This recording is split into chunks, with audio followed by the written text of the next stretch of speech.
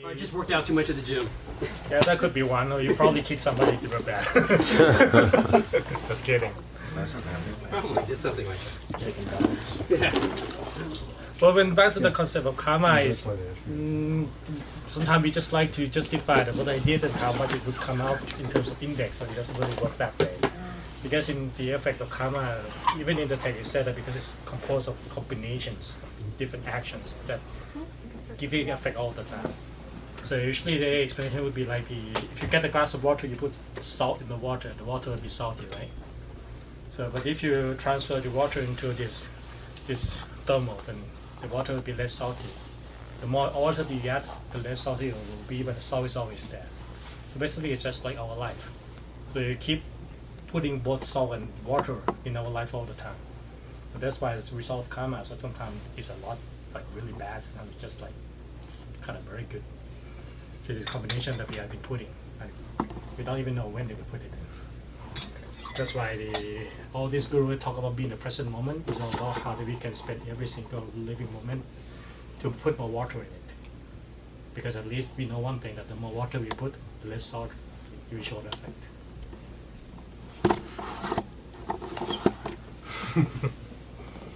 Well, now you just answered everybody's question in one thing. Yeah, we can meditate for an hour now.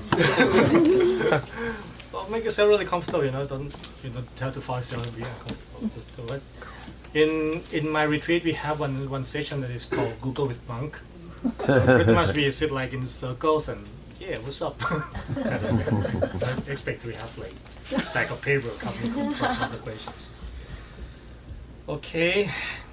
At the time of asking questions, I rarely have questions good enough. Being more of a listener, knowing I don't know or I wonder for how, why, is that a good quality? That was not me. I had 3 questions. Can you restate the question? Well, is it a good quality not having so much questions? I think that's the question is. Well, it could be both good and bad in a way, from my perspective.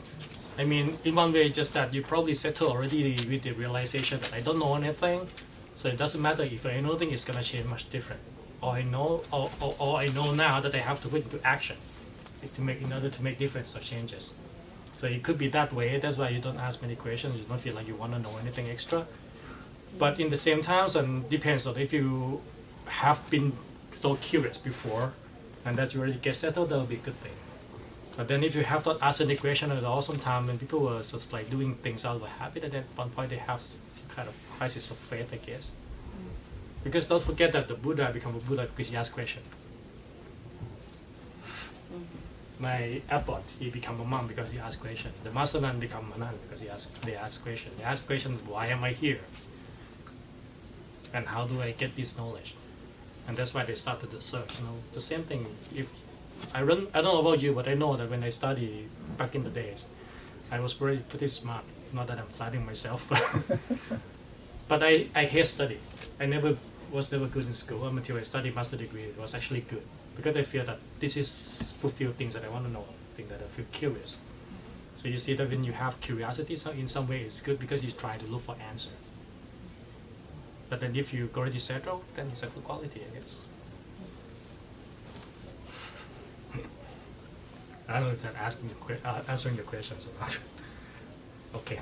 Acknowledging the high and lows of pleasure and praise, the lack of clinging and the middle way is preached when thinking of someone who brings me pain or displeasure. I thought just forget about them and move on. That doesn't seem healthy. Though assist in moving on, is this approach just ignorance or is there a better way?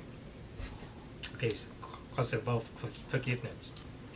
Buddhist belief teach that people, illness, and even early death is attributed to what they have done in past lifetime. What that's all about. What then about Ajahn Chah? Is it?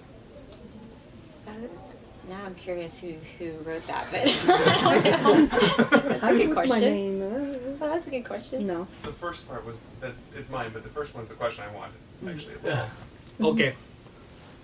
I think the concept of forgiveness is, there are a couple of ways to explain it, but, and I told this other group last time already, that when we talk about forgiveness, and usually we can't do it very well, we try to justify the actions by, if I feel this pain, they should feel the same pain.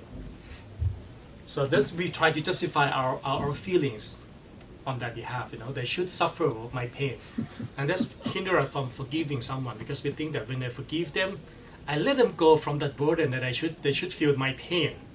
And why would I do that? You hurt me, and what I do is I give you a gift.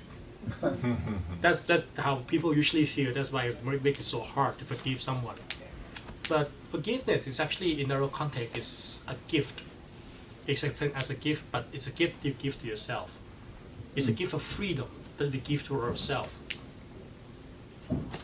We have a scenario they explain that when someone drop a dead body in front of your house, and they drop a dead body, they look in your eyes, say bye bye, adios, and walk away. They don't care what you're gonna do with the dead body. They don't care, they don't know, they don't have any clue what you're gonna do with the dead body. But it's me who feel the trouble of the dead body, to pick the dead body and put it over my shoulder and try to run after that guy. So throughout the time I was running, I feel very heavy. The body slowly decomposed more and more, which means I'm feeling much worse and worse as time goes by. And throughout the time, I'm just screaming out loud, said, please feel my pain, come on, look at how heavy it is. But throughout the time, he doesn't know anything. It's me who feel the trouble that he needs to know. Because they never know anyway. So when I forgive someone, what I do is really put the body down, so that I have that gift of freedom, gift of comfort back again. That's how we really explain the word forgiveness. So what about continual negative influences? Like that works for something that's a past event. Mm-hmm. Forgive and move on. But Yeah. what about something that's continuous? People confuse the concept of forgiveness to submission. That's how people get really confused. Like, by forgiving someone means I don't act on anything, I don't protect my rights. It doesn't really work that way. Of course you can protect your rights, you should say things that need to be said with respect of others people's feelings, be considerate of how people should feel, your feeling at the same time. Of course you defend yourself in a way that you don't lower your standard, you're hurting someone else. That is how it means. And people usually say about forgiveness, when things happen, let it go and move on. It's like, you can yell at me all you want, I'm just like, okay, bye-bye, bye-bye, bye-bye. It doesn't really work that way. We can tell them to stop talking nicely. If they don't listen, then you choose to do something else, walk away. This is the concept of you adjusting from your mind first, before transferring to the action. Adjust from the intention first. That when they try to forgive someone, number one is that I will never lower my standard. Actually, sorry, but there is one event that I had in my life, and only a few months ago. I was at one of the retreat. They were discussing, and they asked me a question about things in Bible, about turning right cheek. And it was really that guy who was saying, like, how that we are trained to be submissive based on his teachings. That you got it all wrong. When Jesus said that in Bible, he didn't tell you to be submissive. He told you that it's better to turn the other cheek than fighting and lower yourself to that standard. Of course, you don't have to turn the cheek. You can walk away. Yeah. That's exactly how it means. So this is actually the concept of forgiveness. It's about adjusting the tone in our mind first. That what is my intention? And that intention is to keep my standard, keep my good standard of myself. That I will not hurt anybody. Even if they hurt me, it's done, it's done. It's not my job to be the judge and execution. Oh. What did you do wrong? I wonder what Sorry. that is. So then the concept of the early sickness or death is, I think the way my master Nan put it is very clear, is that when we look at our life, it's actually one scene in the movie. We have not seen the prior situations that build it up until what happened in this scene. So that's why we tend to think that what we have happening to me right now is not very fair. That why this early sickness happened to this one and they are so completely innocent. Of course, with this notion that we understand about rebirth. So life has more than one. So there is some certain kind of past event that still contribute to the future. So I think the question is all going back to the concept whether is karma is life predestined or is choices. Hold up, let me connect this. I think it's easier to draw. Even my handwriting is absolutely terrible. I think you just have to turn it on and see. I think it's already Fine. on now. Okay, Yeah. perfect. Oh. Okay. Cool. Let's say this is your life. This is our life for life. You are who you are today, right now in this moment, because the accumulation of actions, result of the actions that you have done from the first day you were born until right now. Is that correct? What kind of diet that you have, what kind of books that you read, what kind of training practice that you have done, will to be who you are as you are today. Which means that what is going to happen on the last day of your life will be the accumulation of the actions from today until final day. Is that correct? Wouldn't that be also what's behind you though? Past lives? Exactly, that is about my point. Which means this from here on, this is all about choices you're going to be making that create different path. It means that if you change it today, of course you're gonna have healthier, you're gonna be healthier. But what you have been eating for the last 20 years still contribute to this effect, right? It means that as something that we did in the past that still keep an effect into the futures, that we can't stop them. It still contribute for it. So what we do now, if it's strong enough, it is more effective, then it can alter or lessen the cost from the past. And that's why when we talk about past life, it's the same thing. That still give an effect right here, right here, right here, all the way there. And there's only life in the future like this. So understanding of the karma is not about trying to explain why this thing is happening to me, but it serves a reminder that things that we do matters. So be careful what we do and try to do our best. This is actually how to understand the karma. It's not our job to justify it because we can't anyway. You know how? What do you remember that anything that you did for the day you were born to right now? Even this life I can't remember. And we talked about past life many lifetimes. Like it's not about something that we can calculate. Or the other way to explain it is also like, you know that we talk about karma is like planting seed. If you plant rice, how long does it take for rice to grow until you can harvest? 3 months, right? Let's say 3 months, and you can harvest a leaf one time. How about apple? How long does it take for the apple to grow until finally it fruits? About 6 months. 6 months. 6 yeah. months. Okay.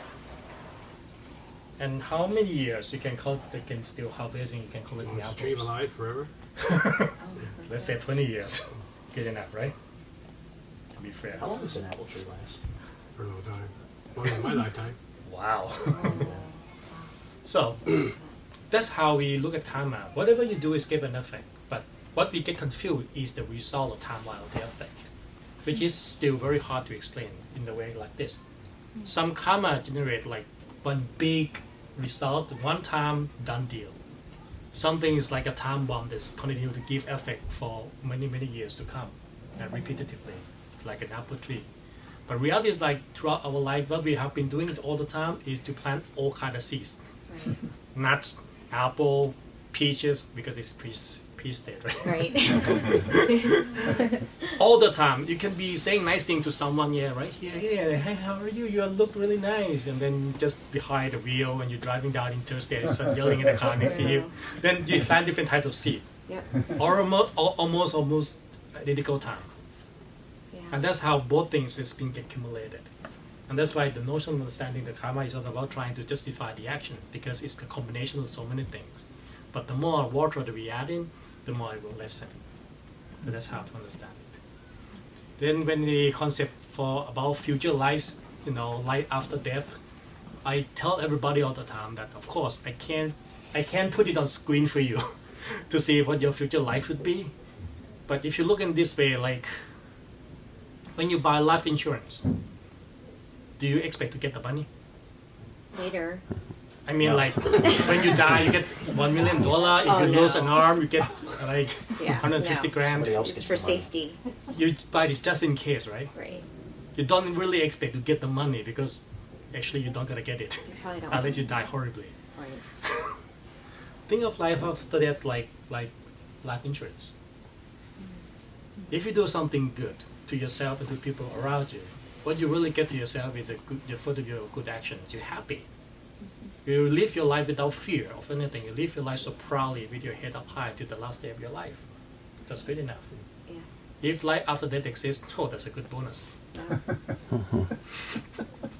If there is none, you will live a happy life.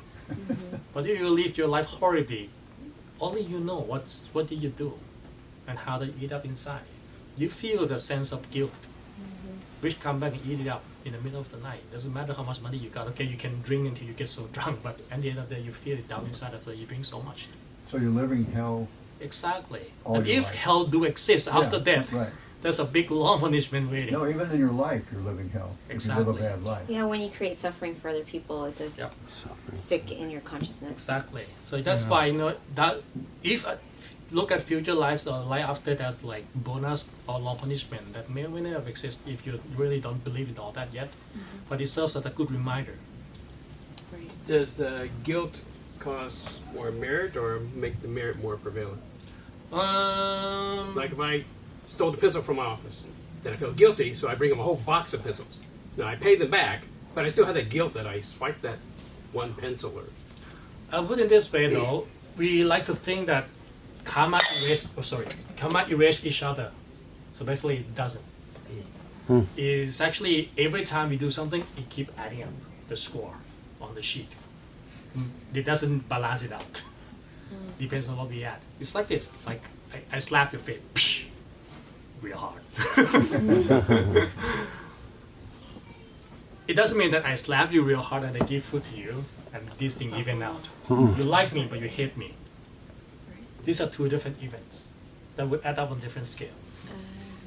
So guilt is, in a way, I think it will serve as a good reminder because people can only feel guilty if they know they're doing something wrong, so that we can remind ourselves not to repeat it again. It's sort of a reflection. Is Thai boxing bad karma? If you aim to hurt somebody, yes, totally.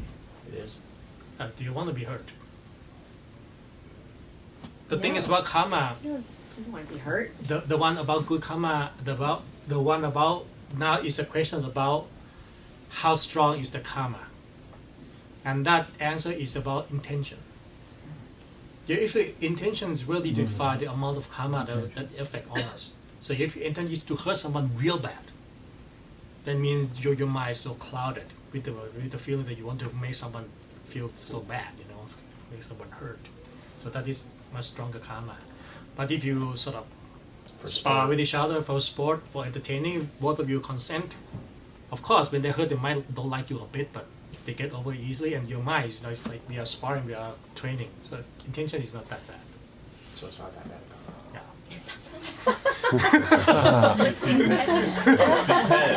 So that's why intention. I think that would be hard to explain, but if you talk about like killing, for example, when you squash an ant or slap a mosquito, it doesn't take much effort, right? It's like that. But then if you want to slaughter a cow, for example, you have to really, really prepare because it's much harder. And imagine if you want to kill a person, you have to think much harder. You're so involved in it. And if that person is someone who is important to you, someone who is nice to you, and you have to make up your mind much harder to kill a person, to hurt a person. So you see the stronger intentions escalate the karma. Yeah, this is a little bit related, but not quite. They always say like if you go bungee jumping or you do something that your life it uses more merit power. Can you explain that? Is that true? Or? what? Say your question again. I think I have to explain the question and the answer at the top. Okay. Well, I think in the temple we try to tell people don't live their life so risky, because that we use a lot of merit in order to live, live healthy and happily. So I intentionally risk our lives, which means we have to drain more energy. But of course, number one, if you're going to die, you don't have to do bungee jump. You're gonna die anyway. Sorry to say that. It's not true. It's not true.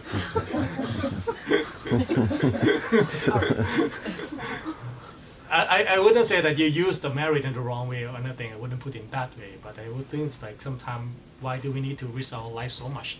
Yeah. If you really value some meaning of life. Of course, if you think it's fun and it's entertaining, you like the adrenaline, and I got that. But the part of risking our life, like why we want to do that. What if that's not the intention of to risk a life? You're going for the fun or for Exactly. skydive just to see. Well, like I said, if you're gonna die, you're gonna die anyway. But why create more possibility? That's all. But anyway, you're risking your life. You're driving your car. There's actually people die on the street. Roadkill much higher than skydiving or bungee jumping. You know? So I yourself in a should not drive to bubble. work anymore. Stay home. Yeah. That's So you're the impossible. daredevil. Put a bubble around you and This sit is in your not house and positive. couch Oh, and boy. live forever. Yeah. Meditate all day and all night. I think would say that live your life responsibly and mindfully would be helpful. Yep. Then at least you take your time to reflect on what you're about to do. Well, why would you do that? Purpose is important. You know, when the monks having a meals and reflections on the meals, just more like reflection of the purpose, why are they eating, why we are eating. When we put the clothes on, we have another reflections of why we put our clothes on. This is the protections of heat, cold, insect bites, and Buddhism have. They mentioned Shiva as well, though. I mean, to your. No, that's what Shiva is I when wouldn't people know die. that. Oh, Shiva is one of the Shiva. people that. Okay. Yeah. But when you talk of Buddhism in general, there is a Theravada, like you know me. Well, and then later on, because of the split in terms of interpretation of how discipline should be practiced, then he started to split between the. Those are the sprites' house. Yeah, this is actually Brahmanism practice in Thailand. It's really not Buddhism at all. So because of the split in terms of expansion of the disciplines, it started to split into different sects. And that's why it created something called Mahayana Buddhism, which is finally it spread upward along with the Silk Road. You see, it's going, sorry, this one. This one is Afghanistan, Pakistan, around here. This is the Silk Road back there.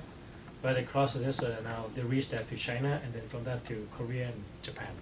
So this whole route of something called Mahayana. And then when you talk about Tibetan Buddhism is actually originated from conflicts. Back then, Tibet was like, it considered as barbaric, but because they live in the low occidental area, so they are very strong. So when they come down to fight with the people in the plain area, both the Chinese and the Nepalese or Indians are very terrified of them because they don't get tired. So instead of fighting with them, they try to make friends with them by sending the princess to get married. So they got one Chinese princess, the one Nepalese princess get married with the king of Tibet. Both of them went there, found everything so totally barbaric, like, you know, a bunch of cottage on the top of the mountain. So they couldn't live there. That's why they brought different things in it, you know, silk, art, cultures. That's why you see the mixture in Tibet between the Chinese and Indians kind of way. And both of them brought the monks, brought Buddhism into it. And asking Tibet, don't know which one to pick between the Chinese version or the Indian version. So that's why they let both of them debate and become the one from India won. But there was already something that practiced in Tibet back then is called birth, which is some form of shamanism. So what they did is that they invited someone called Guru Patmashampawa, who was a lay person, and he learned this kind of sort of magical stuff. So he really talked about things like demon and things like that. This is relevant to people who practice shamanism, and that's how Tibetan Buddhism established. It's a Mahayana version mixed with the shamanism. Yeah, with the wrathful deities. Yeah, that's why they got deities and all that, because it mixed with the local belief. Yeah, that's why when you talk about Tibetan Buddhism, to me, I know the concept, but I don't know so deep because they are part, but it's not in my text. That add up later on. That's how it evolved.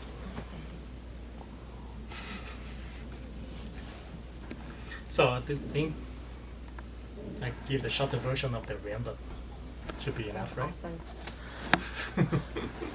Next time, come stay longer. How many hours do you sleep every night? Like 6.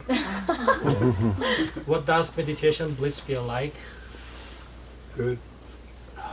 Full, content, one-pointedness.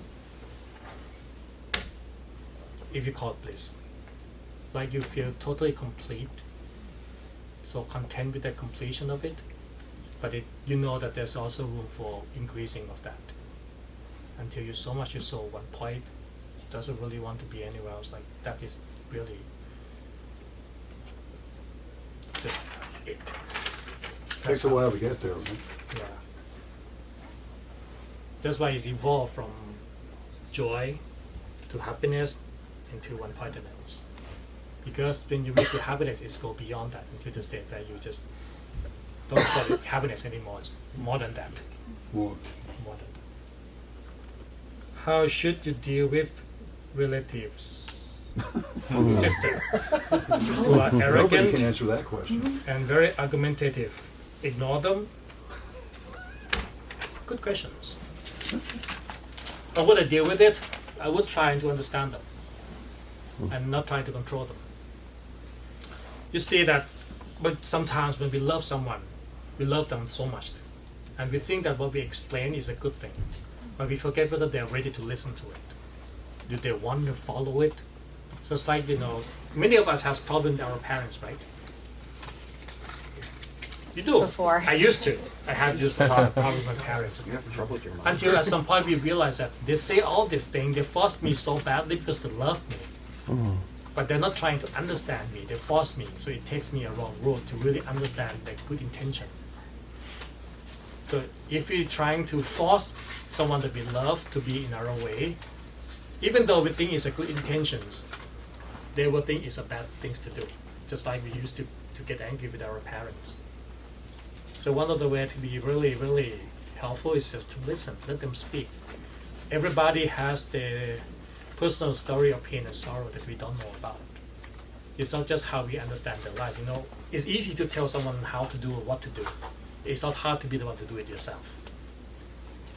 Just surrender to them. Surrender. Listen Listen. and slowly give the guidance when they really need it. Slowly, bit by bit, in the way they slowly can digest it, based on the concept of understanding. Not, you gotta do this, you gotta do this, you gotta do this. That's leading to fight. Because at one point, it's not about reason, it's about win or lose. Yeah. How many times in our life when parents say something and you know it by heart is a good thing to do, but you just don't want to give up. That's because you just don't want to say that I believe in you and I follow what you're saying. And from a parent, you never want to get into a battle of wills with the kids. Yeah. How often is it just to prove your will over theirs? Yeah, it's very hard. Every You day. just try to you tell me to go right, I just go left, so that I can show that I'm not listening to you. It will go to that point. Bit of wisdom given to me by Venerable Pasura, actually, once having trouble in conversation with my family, being that they just speak too fast and too loud and getting louder and faster. His way of saying it was, just step back and see it as a TV. Just watch. Just watch. Yeah, Correct. that is helpful too. Whatever it works, I would say that. For me, I was just appreciating that love. For me, whenever they said things like that, up until today, sorry, it's recording, but I have to say it. I usually never get along with my father. Up until now, we can't stay in the conversation for too long. I realize that how he say things. Even he really loves me. That's why he said love is the only way he know how to explain it. So once I get to that point, then I don't really get so bothered by what he said anymore. He meant well. For me, intention counts. Just love. You have to throw love in there. Yeah, that's how he expressed his love. And it's not my position to force my dad to do it differently. It's just not possible he's gonna change. So I'm his kid. I just understand it. I appreciate his love. So the same thing, if anybody is write this question on how did you live with your sister, relatives, they're arrogant. understand them. Only when you're a friend, then you can give advice. If she look at you as enemy, she'll never listen to you. So you don't have a knowledge from his past life to help him in the life that his last life. Like That's you true. said, what's in it for me, he already knew by that time what was in it for him. Well- or kinda, a guide anyway. I wouldn't say that he already know, because actually when he left he has no clue, but he got the big question in his mind, and he believed that there is a cure for that. If there's sufferings, there must be something that cures sufferings. It's like if there is the darkness, there must be light, kind of thing, kind of that notion that he believed there must be. But it's something that he has been asking for many lifetimes until it become a habit. That when he sees something like this, it gives him the feeling to ask the same question again until we finally have set on the journey to look forward. The questioning. The question is, the Buddha said to me, that you know what, people don't come to temple because they're happy. If they are so happy, they will be somewhere else, They don't come to the temple because they're happy. But because we usually experience happy in terms of physical pleasure. So we think that because they are not happily with their lives, they have bad relations. It's not just that. It can be spiritual sufferings that you feel that you confront this question of what is the purpose, and then you want to find out. It's also one of the reasons people come to the temple. So these sort of spiritual sufferings that we got. Like some people can have I have bad days, I have problem with my kids. But then at the end of the day, people come because they look for answer, they look for a solution, they look for something that get them out of that place, no matter what it is. So the same case as you, if you want to stay committed, what's in for you? I come because they let me cook. So you may be happy, right? Yeah. And B's here. Aw, thank you. That's sweet. Same thing. So what's in it for you? Everybody, if you have your own answer for that, then you're gonna stay committed. How do you? So wait, Pete, how do you stay committed? Me? Yeah, because you're like a pioneer, like you're like a peace captain. You go to all these places, you don't get a lot of sleep. You're teaching all these people. It takes a lot of energy, and you're like pioneering and going and just kind of like. Two things. Yeah. Number one is gratitude. I owe this guy for who I am today. So if you ask me that I like travel, I would say no. I was a flight attendant. I had enough traveling stocked up in my life. I've done that a lot. So it's not really my favorite to travel so much anymore. I became a monk so that I don't need to travel. The other way around, So because he really totally believed that if everybody reach that place of inner peace, the world will be a better place. And he had the same of gratitude for his master, who gave him the same belief. That's why out of gratitude, if you're just like, it's gonna be my mission is to share the knowledge of meditation, for people to reach that positive place of peace inside themselves. And that's why he just gave us instruction and assignments to come. For me, it's a part of gratitude because without him, I would have different father. He taught from my father all the way down to become me. To understand life, to understand what is the nature of happiness, what is really meanings of life, and all that.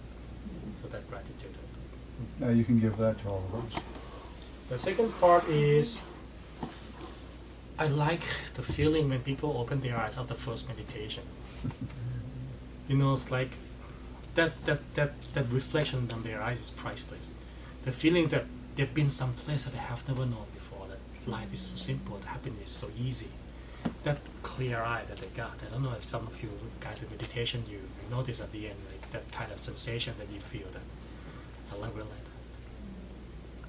that. Just for people to really understand that it's not that complicated to be happy. You don't need so much. I call that just a little bit of enlightenment at the end of the meditation. That's true. That's true. Totally true. They reach to that place of enlightenment. Even you probably knocking on the door. Should you see visions when you meditate? It's not something that you want to achieve, but it's something as a bonus that will happen as time goes by. It's not the goal. It will happen just like by the natural. If like you turn on TV, there will be images if you tune in the right signals. If you make it the goal, you'll be too anxious to want it. You'll never get it. Right. Yeah. So it's not like, I know that they ask questions about what you experience, what do you see. They like to ask that a lot, because it's how my great master explained the development of the experience. But if you read the ancient text, it's explaining in terms of feelings, and two things have to come together. So that's why don't worry about what you see in your meditations, but how do you stand still, so content with it for the long period of time until you go deeper and deeper. That's more important. You said the two things. So the two things is one is feelings, and what was the other thing? Images. Images. Okay. What are you supposed to feel? Still, soft, light, comfort, happiness, purity. This including one word, contentment. They said that Kunyai didn't see anything until she actually attained. Is that true? Yeah. Until Okay. until she actually. They said like she didn't, because I'm not like feeler, so I asked someone and they said that Kunyai, the nun that founded the temple, didn't actually ever see anything until she attained. That's what they told me. The abbot, he said that what you see is right, but the right thing you have not seen. When people talk about images that they see, it's more like a vision. It's not the real thing, the real insight yet. It's the visions that occur when the mind started to stand still, which can be explained the same as people feel relaxed, feel peaceful, feel expansion or floating of the body. It's just one of the experience, one of the initial experience. So when you feel the expansion, what's that? Expansions is when you slowly withdraw from your physical sensations and your mind stays still within yourself, which is basically usually the mind is connected with sensation. So when you're removing the cable, that's when you got the feeling.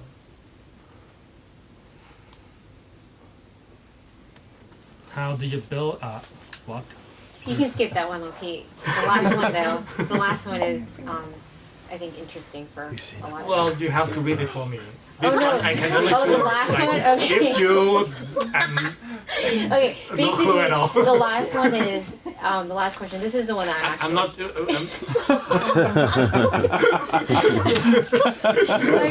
not. I can't guess really. I'm wondering if yours is any bad, because you're the doctor. I was going to just absorb. Well, my question, the last question, which I think is a good one for me, and the one that I want to know the most about, which is if you attain inner brightness and you're able to reach like the pure body inside, my understanding is you're like safe. You're safe. Like you're gonna, when you pass away, you're gonna go to a happy realm. But if you only attain it once, like, and that's it, is that kind of, is it still safety? Like, how do you always go back to that pure body and stay connected to that? First of all, I know it's hard to even get there, but You only reach the state of pure body when your mind become pure enough until you become one with it. Now, it doesn't mean that your mind has to be that pure in order to go to the good place. A certain amount of purity and clarity is good enough. So at least as long as you notice when, you know, if you remember the feeling when you do something nice to someone, when you give something to someone, when you say nice thing and people are appreciative of you, that sensation will be relieved. That is when your mind started to be clear.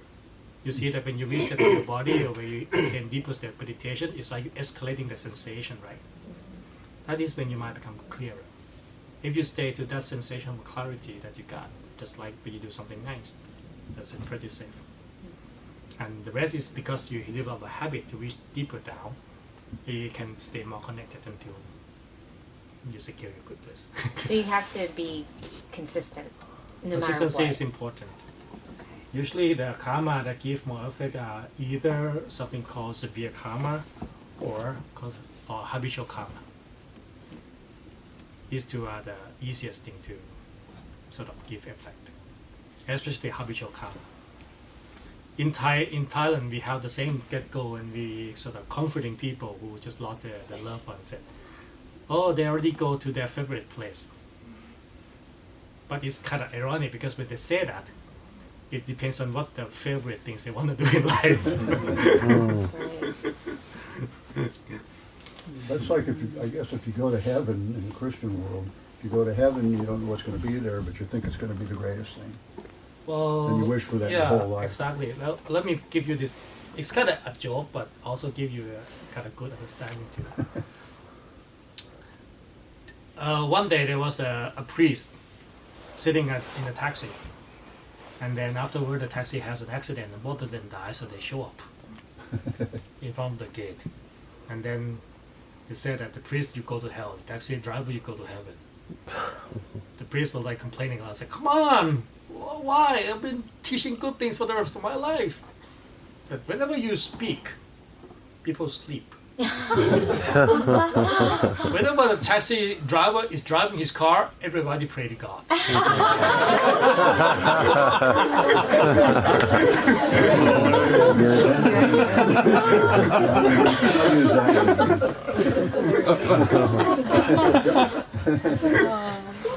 Is that clarity? Is that clarity? Consistency helps. So, P, if someone gets to the point where they see inner brightness, and that's the only time, and life gets in the way, and they don't like really cultivate themselves, is that still? It depends on. It's hard to pinpoint because it depends what they do after that day until the last day of their life. So it doesn't necessarily mean they're It's not. in safe zone unless they're consistent. It's not like you reach in, all of a sudden you've got that ticket. You still have No, to it's not. continue. It's not like winning a Super Bowl ticket one time. Right. That way. Okay. Better be the turtle than the hare. Know what I'm getting?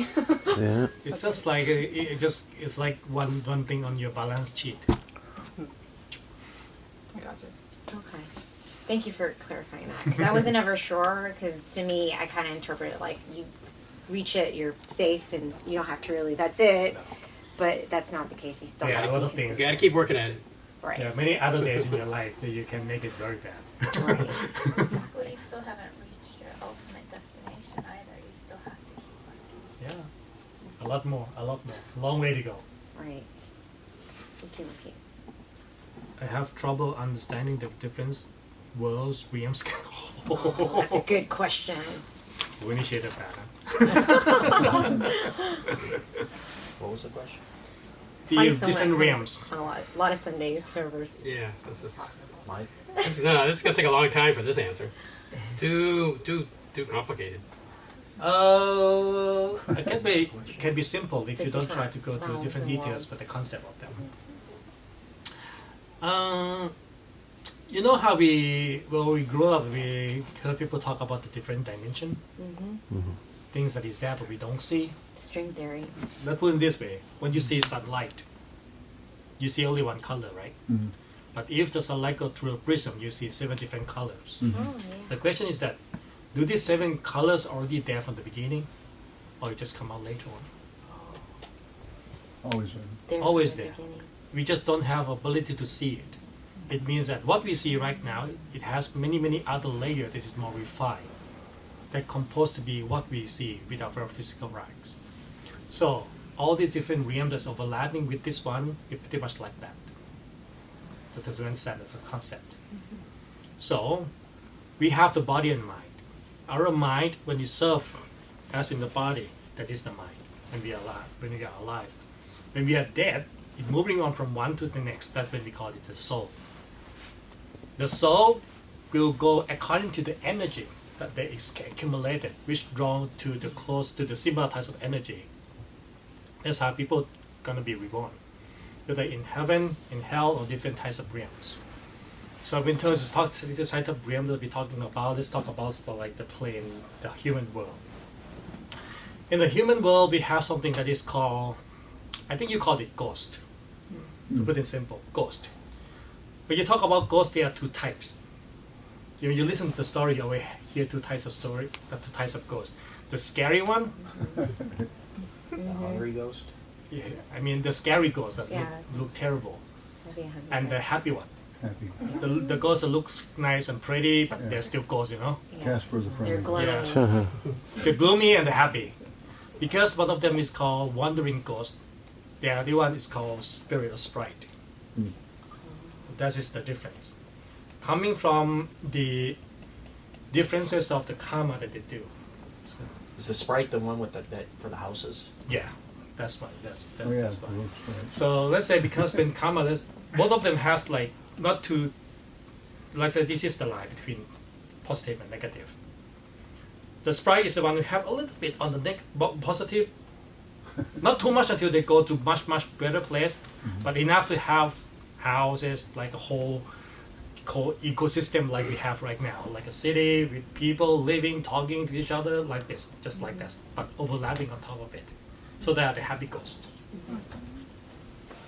So whether you talk about the earth sprite, the tree sprite, the air sprite, pretty much they are the happy ghosts, if you want to put it that way. Then they are the hungry, the wandering ghosts, which are those who have a bit more negative than positive, but not enough for them to be in hell or in the worst state, like hungry ghosts where have to be suffered, but they don't have food. Is that between the animal and human realm? Yes. It's between that. So that is the one where they have to survive on what people offer. You know, this thing as with practice of shamanism, and you sacrifice like food, is what they got to eat. If you don't like give it to them, they can't eat. Are the sprites and hungry ghosts on the same plane? Or are they? Well, they could see each other because they're in the same forms of astral body. And then the sprites are one step above human, right? Exactly.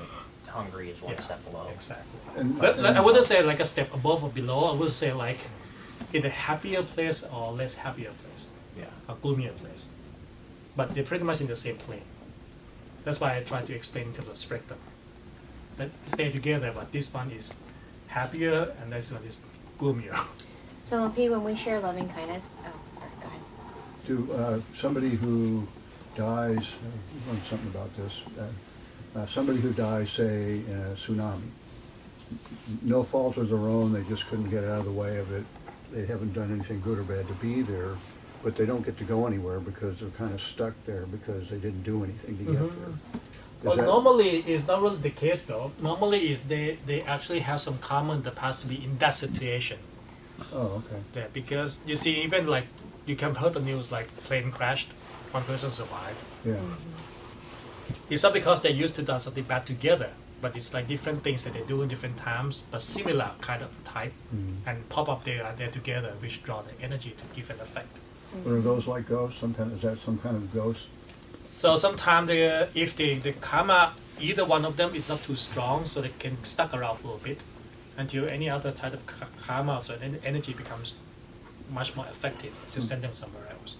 So they stay, somehow you hear them story, feel like it's stuck in the realm, but it's really not. They still follow this contract. And then you have the realm like heaven or the Brahman, which is based on more refinement of the mind, because the all the ghosts or the sprite, these are still in astral body. Those are above, is in the deeper layers, the more refined. Like you see atoms, they are dark matter, they are quark, they are something much tinier. It's something tinier than that. All the way to Brahmans and formless Brahman. But our dream body is the astral body, Astral right? body. In Yeah. So comparison. that's why when you dream, you see ghosts. Is that why sometimes you see these random faces and you've never seen them before? Because I've had dreams where Possible. random people I've never seen are in my Yeah. dreams Yeah, I all have the that time, too. and I'm like, I don't even know if someone like So this. these are ghosts? Is What? No, what? That's kind of scary. That's why when you said about ghosts, I try to divide between the happy one and the unhappy one, the gloomier one, the happy one.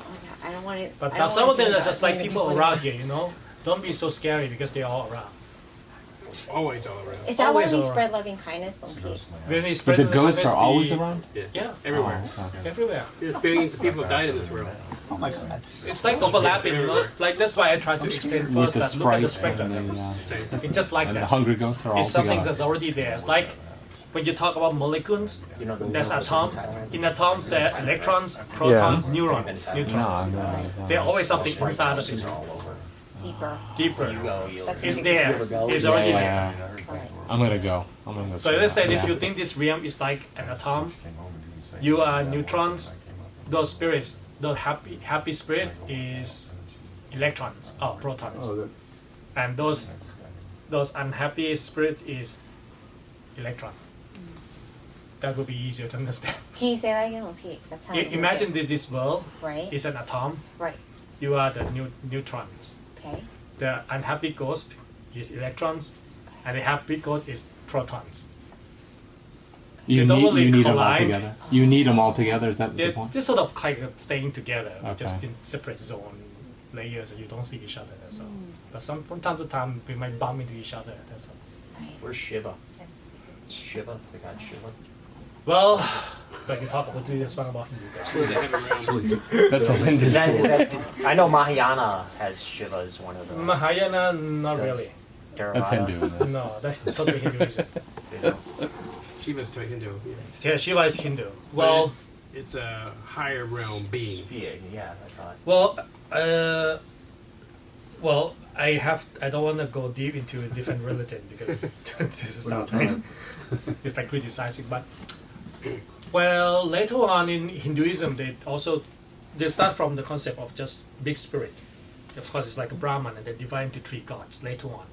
And it's just more like serving one of the creator, one of the preserver, and the one of the destroyer. So that's why Shiva serves as the destroyer part of the god. When Vishnu or Krishna more like the part of the preserver, and Brahman is more like the part of the creator. So more like later on that is evolves or synthesized version of Brahmanism. That's how it works. Well, that is how it goes with all the deism belief that people personify something. Because if you talk about how to teach religion or something really philosophical or abstract, and thousands of years ago, most people can't read. So it means you have to explain like kindness, what kindness look like. So when you put it to story, a person find it easier to understand. That is how it goes. I thought they were in also in the Buddhist heavens. The what? Shiva. I thought they were also in the Buddhist heavens. No, it's not. But doesn't Judaism, Irritations from natures and to cover parts that should not be shown, so pretty much the purposes. So I think if you reflect on the purposes, it really gives you a reason why you're doing something, why you choose to do it, why you commit to it.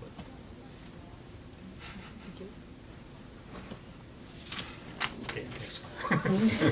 Give her a parachute. How Buddhism can explain God and Jesus, right? Are they fantasy created by people? Oh, that's a tough Question. That's complicated. This is me. Okay. Good question, Lillian. I think before going down that road, let's talk about the concept of differences between religions and spirituality. Because this is where a lot of people is trying to get confused. You see that there's one person said to me, I think it's kind of best way to explain that Buddha is not a Buddhist and Jesus was not a Christian. They didn't invent religion. Back then they were meeting people like us. Like one day you ask him, Buddha, my life sucks. And Buddha said, to get out your suckness of your life, this is what you should do. To put it very plain and simple, that's how it goes. If you read the text and really go all through those difficult languages. On the bottom line, that's what you got.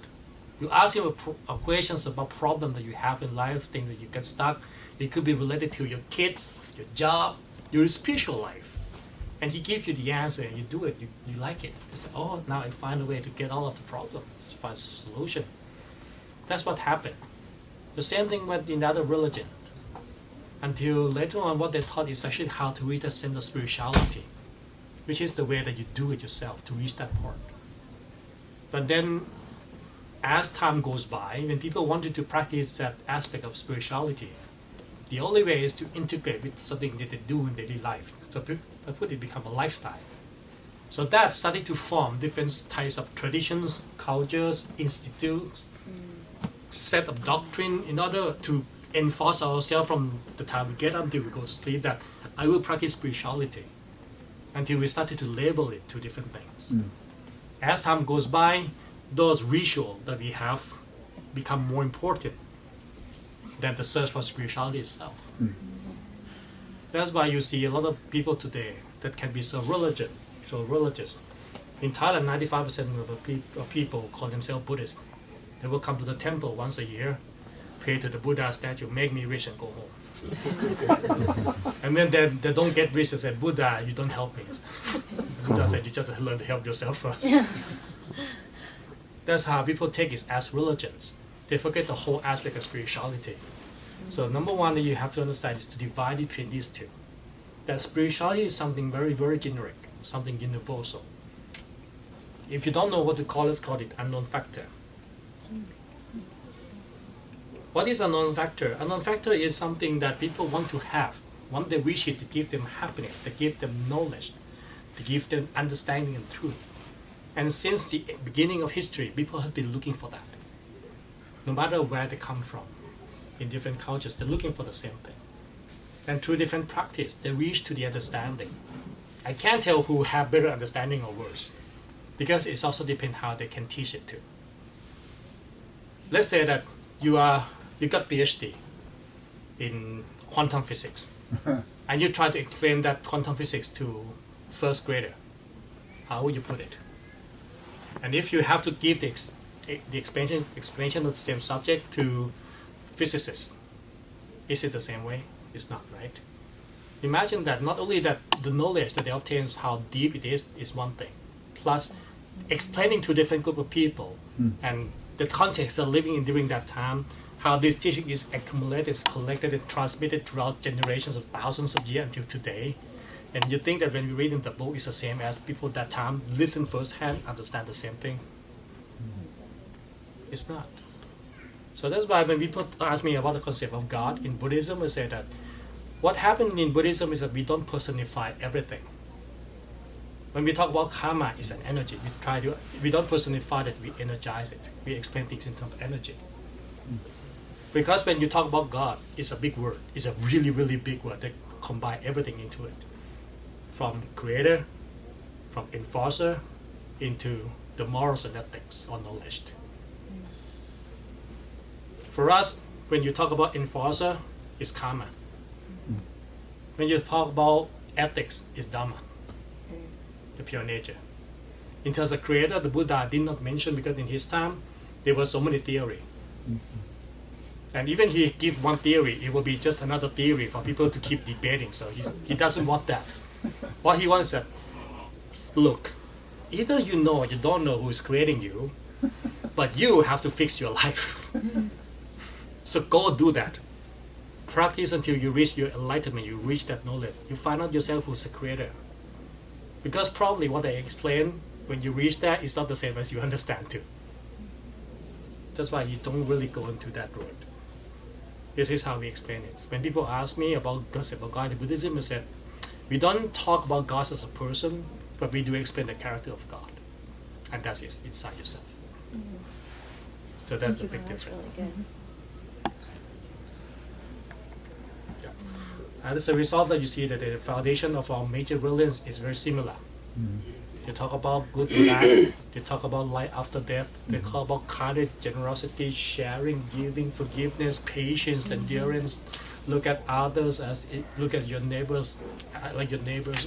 Those kind of good words, in just different expression of the same thing. Very true. Awesome answer. Thank you, Pete. Yeah. So,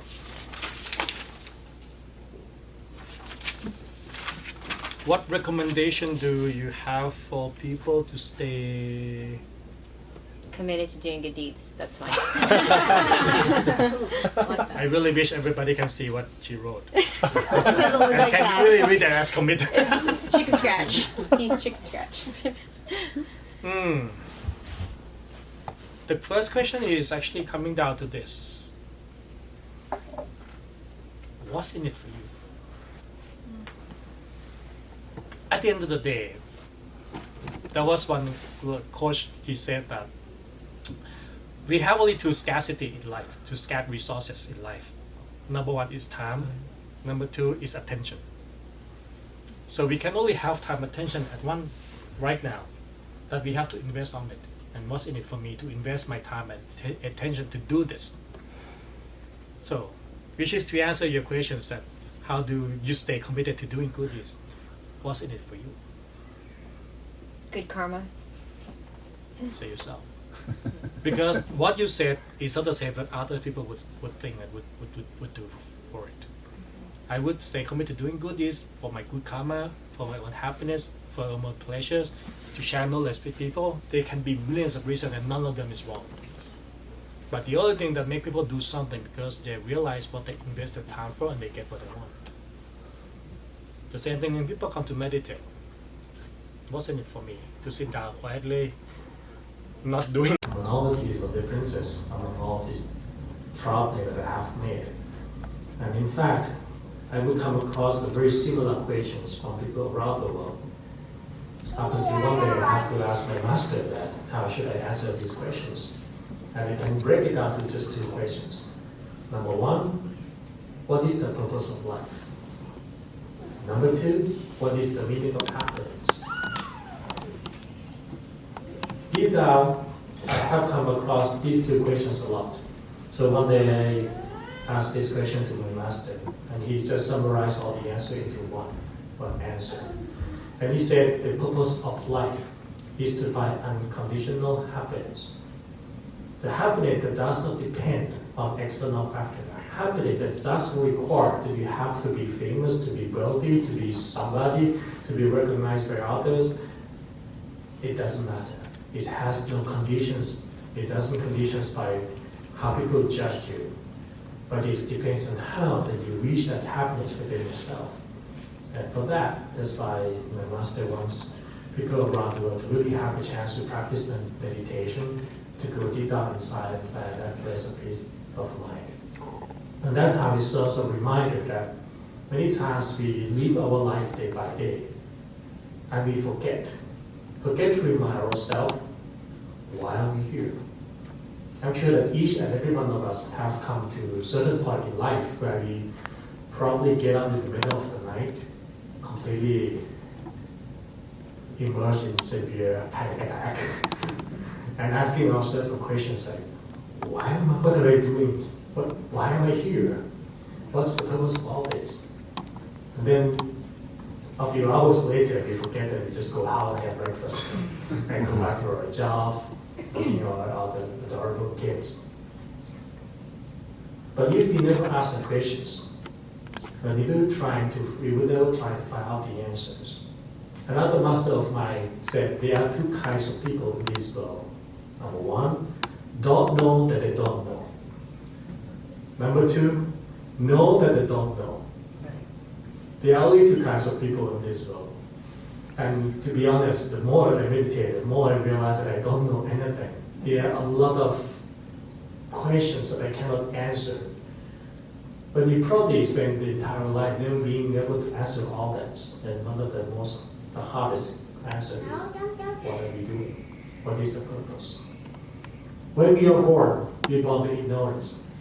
We are born with zero knowledge. We know nothing. We don't know how to talk, how to walk, how to speak. We have to learn how to use body, which means we have to learn how to use toilet. We don't really know anything about ourselves at all. Everything that we know, we learn later.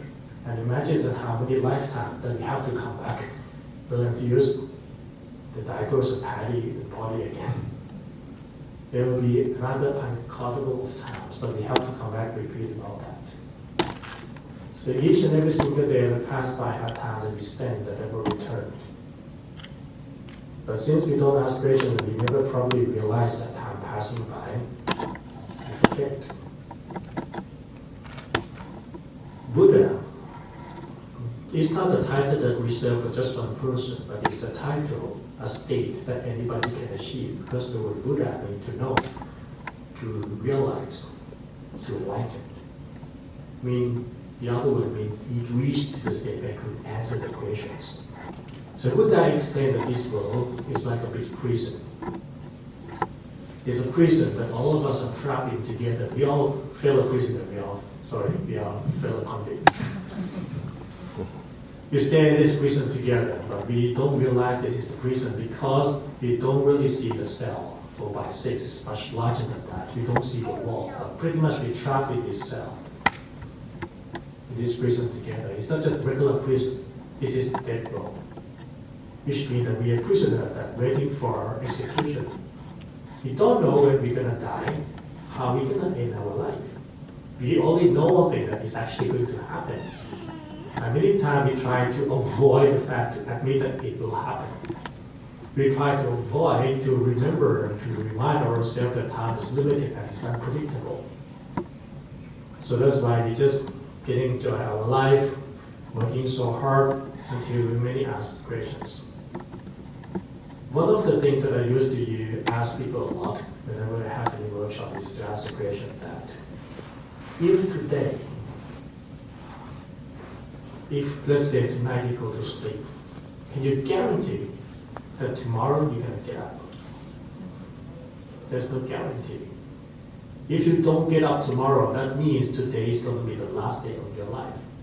So the question I'm asking you is that if you know that today is the last day of your life, what are you going to do?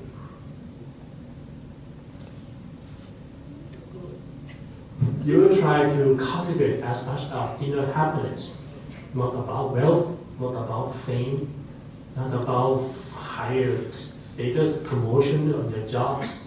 You're probably trying to cultivate the happiness that you get appreciation from people around you, love that you spend, feeling generous that you make something different. So you can take with you that happy memory. The reality is that you can't guarantee that tomorrow you're going to get up, which means we live our life day by day, and every day can be our last. But we never look at ourselves that way.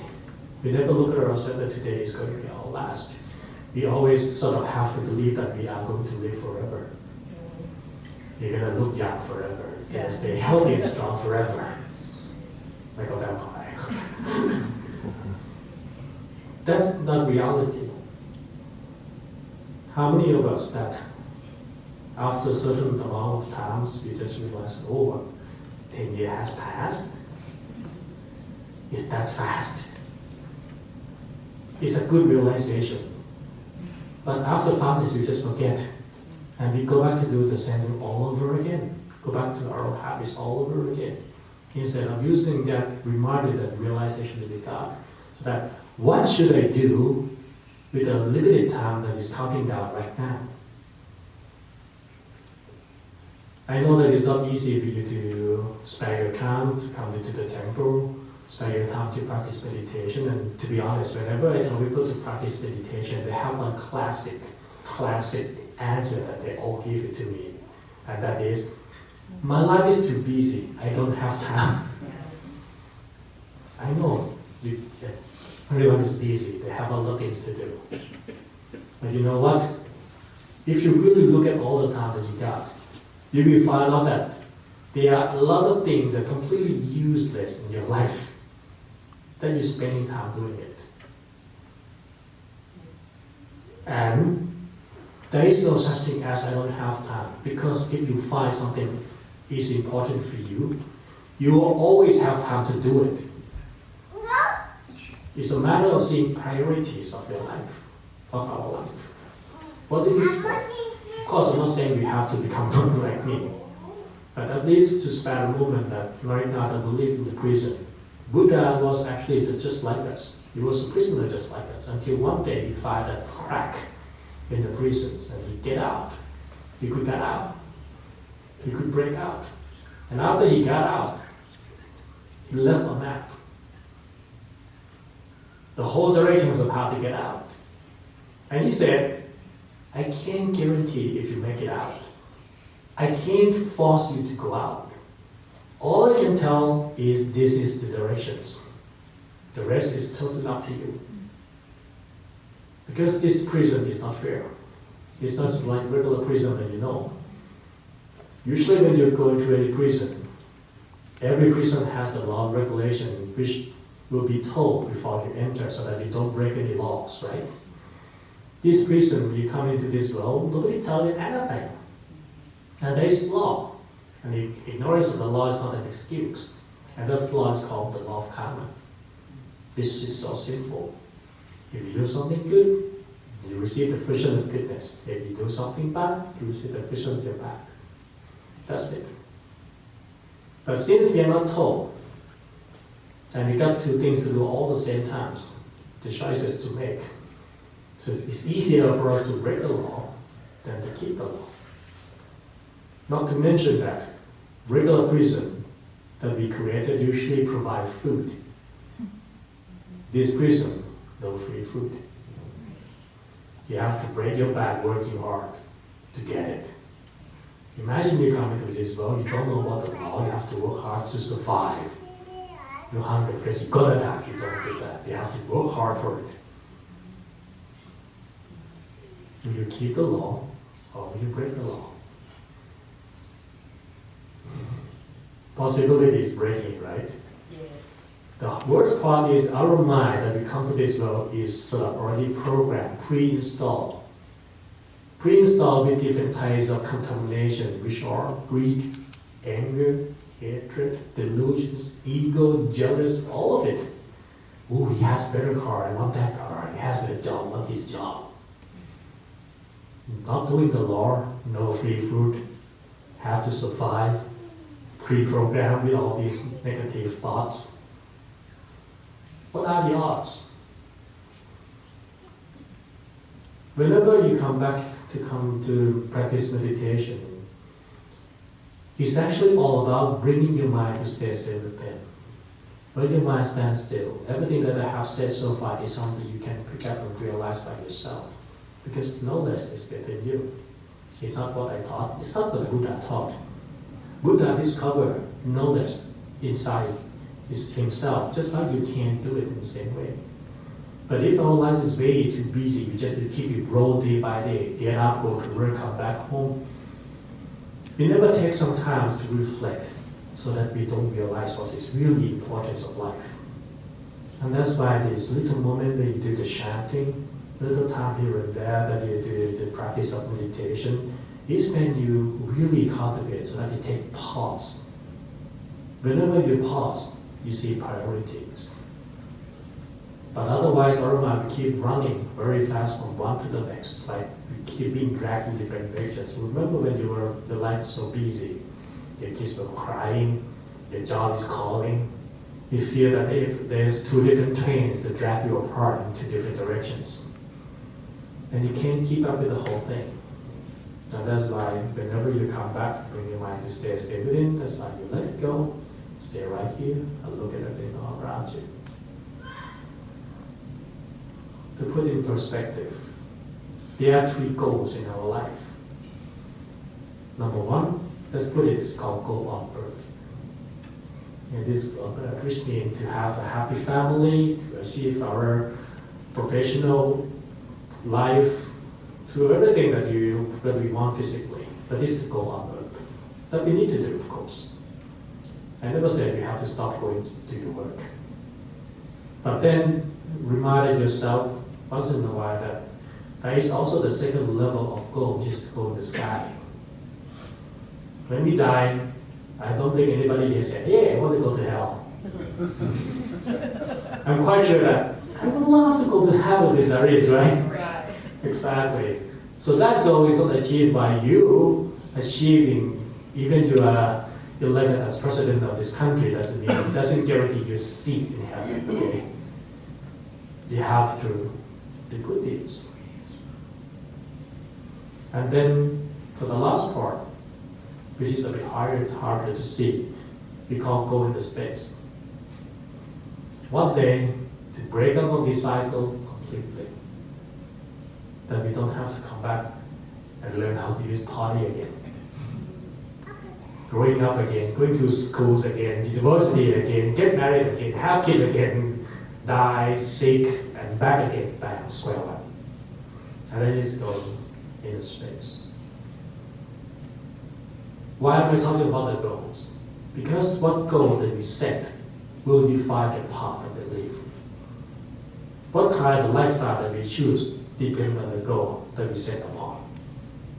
If the goal that I set is to be a millionaire, the path of my life that I choose is to cultivate wealth, is to work as hard, probably to be very selfish and do whatever it takes to get the money. That would be the path that I set. If the goal that I set is to have a loving family, I will also do everything that I can to make sure to secure happiness in my family. So I'm explaining the three goals so that we have three goals to set. And 24 hours a day, 7 days a week that we spend, it will be served to reach the three goals. All of them has to be completed, not one. Not just that, oh now I'm seeking the goal of enlightenment, so I forget about my kids. Doesn't look that way. we still have it, but also need to keep them in balance. That's why whenever you do this chanting of the Madhyamaka Sutra, which talk about the Eightfold Path, the middle path, one of the main concepts of this path is to find balance. Everything in life is all about balance. You know that the word enough in Thai is a combination of two words, sufficient and good. When anything is sufficient, it's good. When it's too much, it's not good. Too little is not good either. When it's just right, just enough, that is good. That's the meaning of the word. So at least, my point is to try to encourage every one of you to take some time for yourself. My master said there are only 4 businesses in our life: my business, your business, their business, and someone else's business. Look at your life. I think we can agree on one thing, that we spend a great deal of time building the last tree. Someone else's business. I don't even want to know about their life, but I have to deal with it. But your business is, my business is totally myself. Nobody can do this for me. Nobody can meditate for me. Nobody can look after my health for me. Nobody can look after my family for me. Only me can do it myself. When I grew up, I was born in a half Chinese family. And I don't know whether you know about how it works, because it's so competitive. For a lifetime, all I've heard is that, you know that your cousin got scholarship, your cousin got promotion, your cousin get that job offer, your cousin enter into that university, it's always my cousin got something. So it means for a lifetime I have to work hard in school, achieve good grades so that I can enter into good university. So afterward, after entering good university, I study harder so that I can work in a big corporate. And somehow I probably should get scholarship and study master degrees somewhere, probably in the US. And before I come back home, get married before 35, have 2 kids, send 2 kids to the school, save money for them, and so save some for my pensions, retire at 60 years old, hope to die after 75 without descendants. Sounds like a plan. To be honest though, when I was in college, I started to think about all that, and I got sort of nervous breakdown. And I asked myself one little question that I somehow still can't figure out the answer. What if I don't get it? What if I don't get all that? Can I still be happy? What defines my happiness? And what if I get all that? Will I still be happy? And then some there's no guarantee. I don't know, because I never get that, I don't have kids. I don't say it's a bad thing. I'm saying that there is no such thing that guarantee our future happiness. Because happiness is not about the future. It's about you enjoy this moment that you got right now. It's something that matters, value to you. And keep working it up until you finally receive all 3 goals of your life. So at least a little time in the day, spend that little moment in peace, in silence, in yourself, to be reminded what are the priorities, what are things that are important, so that you can enjoy closer happiness, rather than looking forward to the happiness that's so far away. Thank you.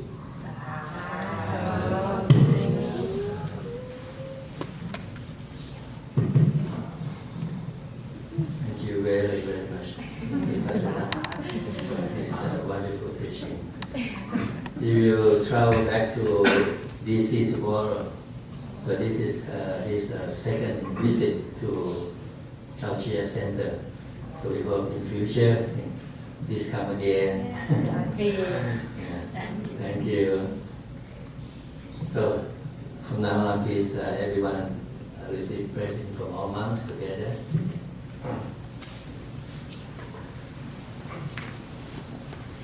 Yatha varivaha pura paripurenti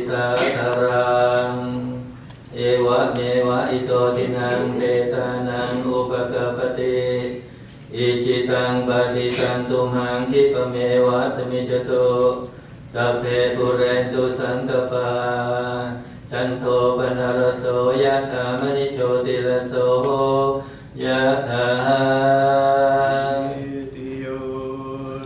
เววันจัน To the vice board, I was sort of complaining, it's like, "Lung Po, how come nobody listened to me at all? They know it was the right thing, but they just don't listen." And he looked at me in the eye and said, "Who are you?" I am the master. Don't listen to me. Why would they listen to you? It blew me away, Okay, that's helpful. And he said that if you know that what they do is gonna cause something bad, it's your job to come up with plan B and fix it up. Because people only learn when they make mistake. Just make sure they don't fall so hard. That's good. They're gonna do it anyway, Yeah. even you stop them. Yeah. Unless they understand it's bad for them, they choose not to do. Okay. For those who come on Sunday, if you can kind of just talk about some of the correlation between what we're taught. For example, how the connection between precepts, acts of generosity, and meditation. It's all one thing. They are one thing. The mind stands still inside yourself.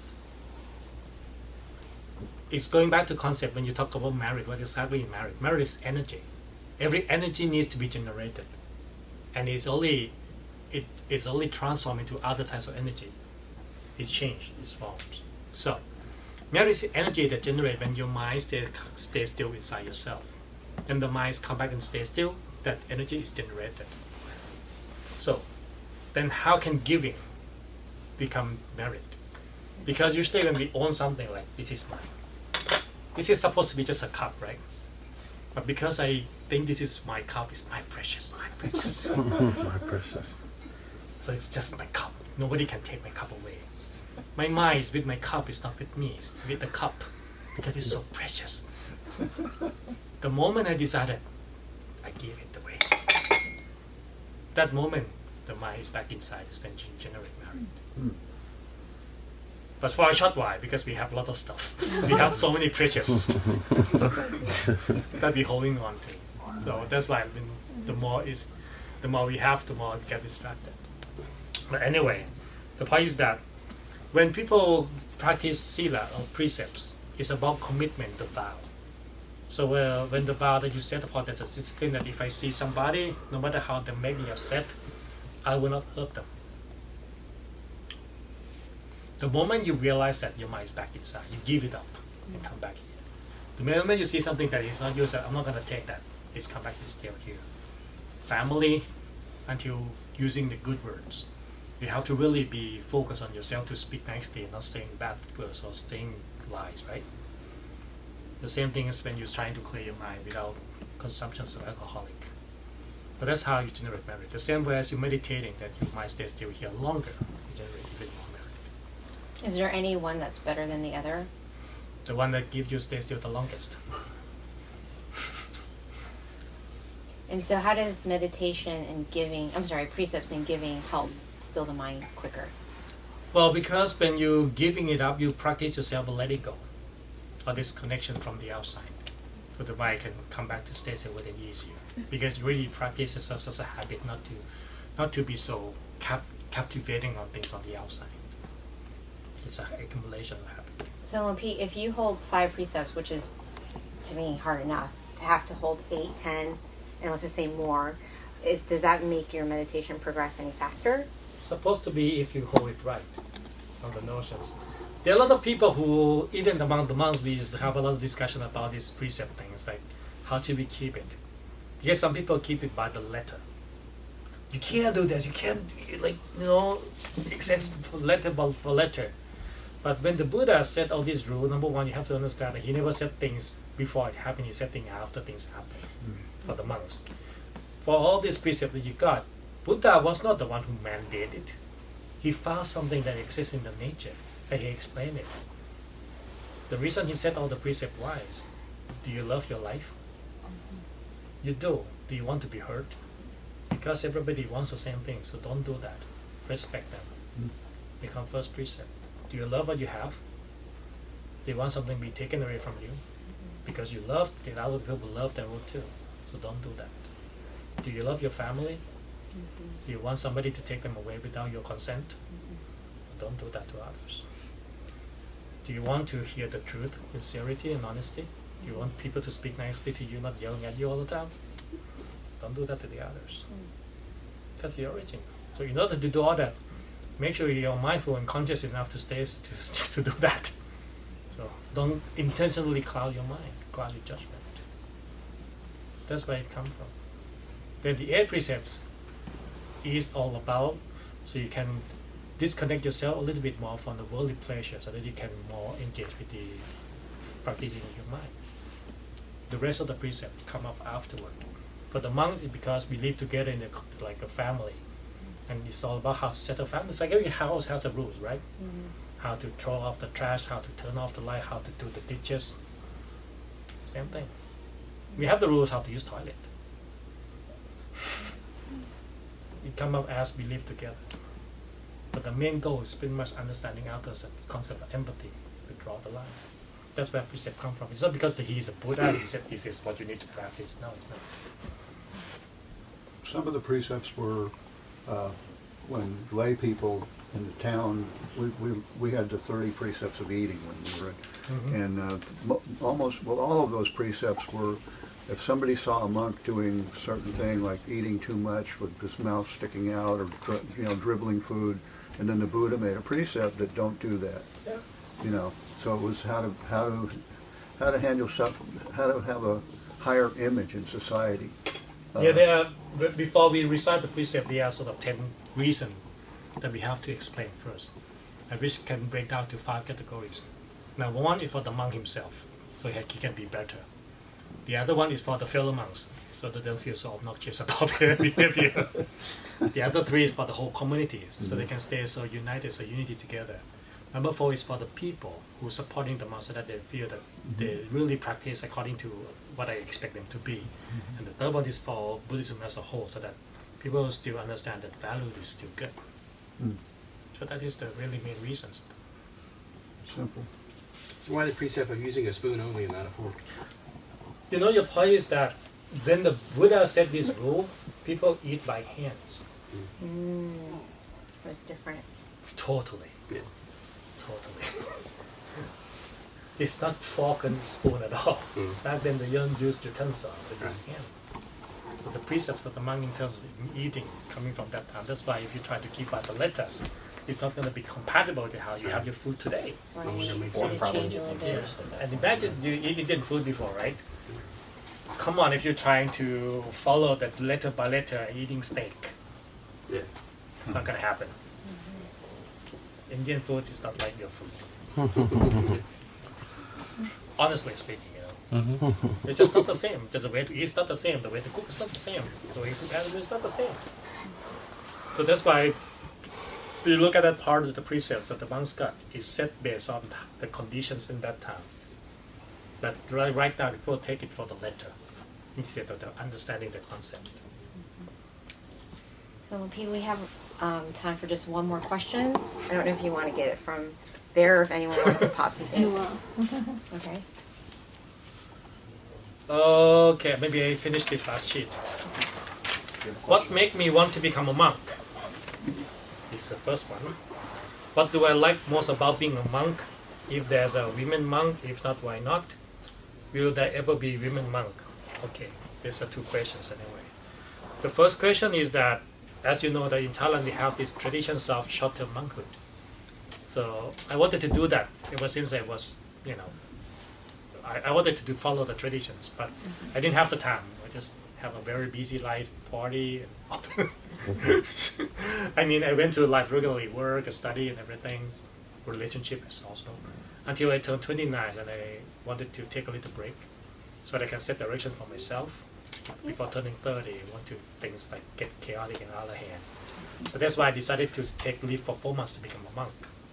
That's the intentions. I wanted to stay as a monk for 4 months.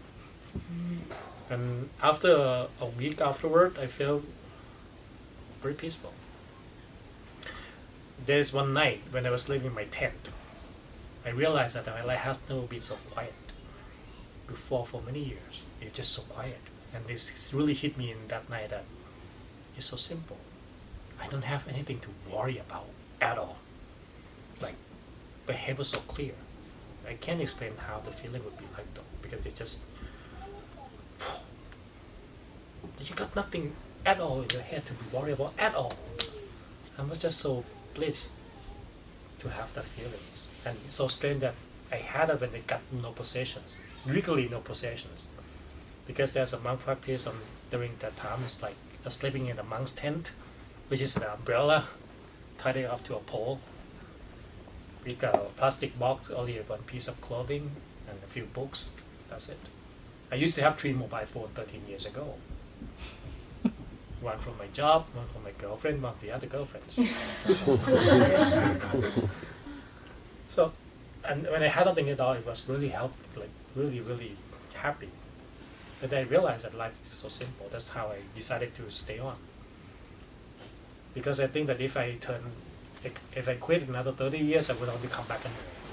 One day when I'm too old to travel, too unhealthy to eat anything that I want, too terrible looking until I can't hit on any girl anymore, so to speak. I would want to come back to this happiness, and why would I sacrifice another 30 years to come back for something that I already got? So after some months, I decided to quit the job and continue. It become 13 years. So when people ask me what do I like most about being a monk, I said, no worry. Just don't worry about it. Is there any female women monks, and if not, a yes or no, why will there ever be? Well, in the Buddha time up until today, there's still women monk, starting from the Buddha time until now.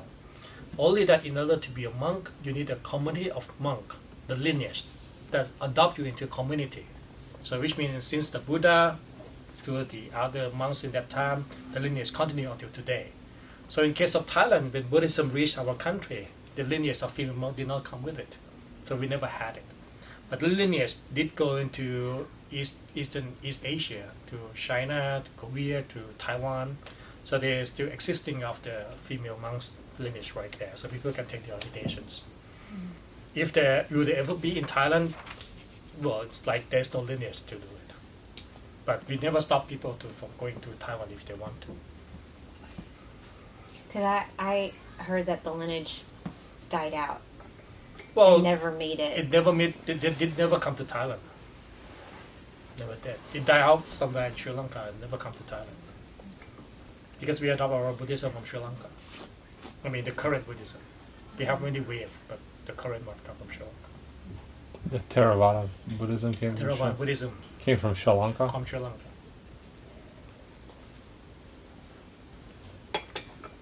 Yep. Okay. Okay.